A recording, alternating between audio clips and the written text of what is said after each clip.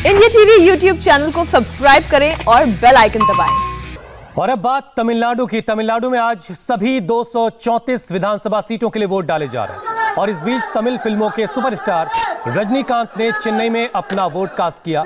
रजनीकांत ने चेन्नई के Stella मैरिस college में बने अपने बूथ में जाकर अपना वोट डाला। जिस वक्त रजनीकांत अपना वोट डाल रहे थे उसी वक्त चेन्नई में ही एलेड मास रोड पर बने बूथ पर कमल हासन ने अपना वोट डाला। दोनों ही तमिल फिल्म इंडस्ट्री के सुपरस्टार हैं। कमल हासन इन चुनाव में खुद मैदान में भी हैं और पहली बार अपनी किस्मत आजमा रहे हैं। हमारे संवाददाता टी राघवन इस वक्त हमारे साथ जुड़ चुके हैं। राघवन, सुपरस्टार्स पहुंच रहे हैं, अपना वोट कास्ट कर रहे हैं, लेकिन जरा तमिलनाडु की सियासत को समझाइए। जयललिता और करुणानिधि के बाद अब ऐसा कोई बहुत बड़ा चेहरा वहां से नजर नहीं आता। इस वक्त क्या सूरत हाल है?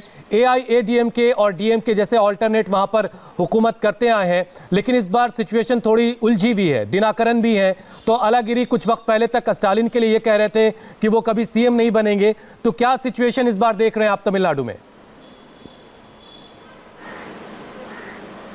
जी देखिए हुसैन, जो वैक्यूम क्रिएट हुआ है जयललिता और करुणानिधि की गैर मौजूदगी में, उसके लिए एक विकल्प ढूंढ रही है बीजेपी को ऐसा लगता है कि इस बार तमिलनाडु में कुछ अच्छा किया जा सकता है, कुछ सीटें जीती जा सकती है। लेकिन बीजेपी को ये भी मालूम है कि द्रविड़ दलों की मदद के बिना ये संभव नहीं है। इसीलिए पार्टी में असंतोष होने के बावजूद जो पलनीस्वामी CM है और डिप्टी CM पन्नीर सेल्वम है, उनको मनाने में बीजेपी कामयाब रही और AIADMK के साथ बीजेपी का गठबंधन है। 20 सीटों पर लड़ रही है। 5 सीटें ऐसी होपफुल है जिसमें बीजेपी ने पूरी ताकत लगाई है। जहां तक द्रविड़ दलों की बात कर लें, आपने बिल्कुल ठीक कहा, इस बार चेहरा कोई नहीं है। लेकिन जिस तरह से लोगों से हमने बात की, हमने पूरे तमिलनाडु का दौरा किया, करीब 15 से 17 डिस्ट्रिक्ट हम गए थे, लेकिन लोग ये कह रहे हैं कि एंटी इनकम्बेंसी जमीन पर दिखते नहीं है पलनीस्वामी के खिलाफ हुसैन। लेकिन ये कह रहे हैं कि 10 साल की सरकार है, अब लोग थोड़ा बदलाव देख रहे हैं। इसलिए ऐसा लगता है कि DMK का एज है। और स्टालिन ने कुछ देर पहले जब वोट डाला तब उन्होंने यही कहा कि जिस उत्साह के साथ तमिलनाडु की जनता वोट डालने के लिए निकल रही है,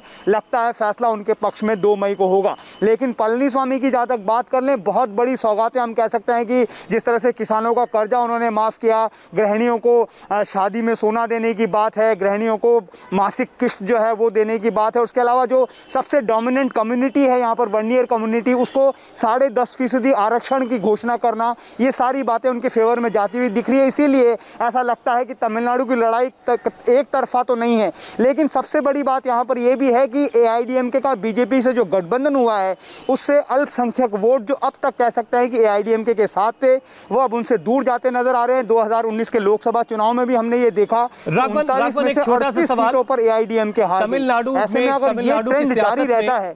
राघवन, एक छोटे से सवाल का जवाब बहुत छोटा सा दीजिएगा। कमल हासन क्या किरदार निभा रहे हैं इस वक्त तमिलनाडु की सियासत में?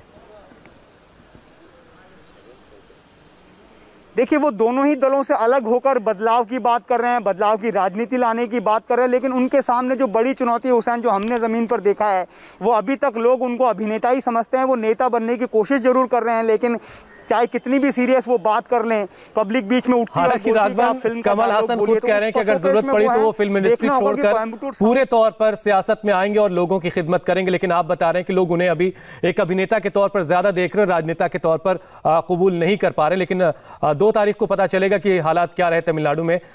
एक ब्रेक का वक्त है यहाँ पर हमारे लिए। ब्रेक के बाद जेल खुलेगी और डॉन यूपी आने वाला है। इस बड़ी खबर पर पूरा अपडेट आपको देंगे।